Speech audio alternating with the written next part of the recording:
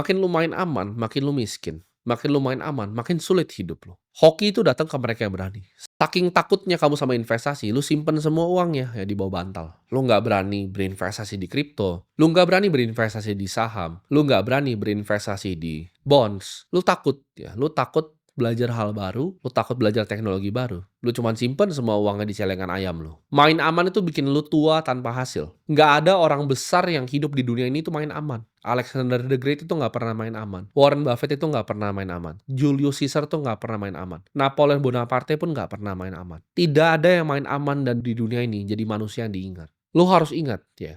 Di semua di dunia ini, pertumbuhan tuh selalu butuh resiko. Lu mau bisa naik skateboard, lo harus berani untuk jatuh. Kalau lu nggak berani untuk jatuh, nggak berani untuk patah tulang, ya lu nggak akan jadi pemain skateboard yang handal. Lu nggak berani tabrak-tabrak orang pas main basket, lu nggak akan menjadi pemain basket yang handal. Di hidup ini mereka nggak pernah nge-reward siapa yang main paling aman tuh enggak. Ketika lu punya ide untuk membuat sesuatu, lu decide, oke, lu cuma akan terus jadi karyawan. Dunia ini nggak akan baik untuk orang yang selalu cuma mikir jalan yang paling aman. Dunia ini akan reward siapa yang berani. Siapa yang berani masuk hutannya untuk mencari gitu. Oke, gue itu paling jago di dunia di mana? Dan eksplorasi hal itu. Seperti gue eksplorasi. Oke, gue pengen jadi investor nomor satu di dunia ini. Apa yang harus gue lakukan? Gue telan semuanya. Gue liat industrinya siapa aja. Gue pelajari dari orang-orang terbaik di industrinya. Semua ya, yang Warren Buffett pernah tulis tentang perusahaannya Berkshire dari 1977, gue masih ingat. Itu semuanya gue baca sampai habis. Gue ingat kesulitan apa yang dia lakukan di 2008. Apa yang harus dia korbankan untuk selamatin yang dia punya. Ketika COVID, apa aja yang dia gagal? Oke, dia beli perusahaan-perusahaan airline yang akhirnya gagal. Kesalahan-kesalahan investasi yang dilakukan, gue pelajari satu demi satu. Karena gue pengen jadi the next Warren Buffett. Gue pelajari semua seluk-beluk investasi yang ada di dunia ini. Di stress bond investing, gue pelajari. Gimana caranya perusahaan-perusahaan seperti Elliott Management itu ngambil bondnya perusahaan seperti Argentina, bahkan ditukar sama kapalnya.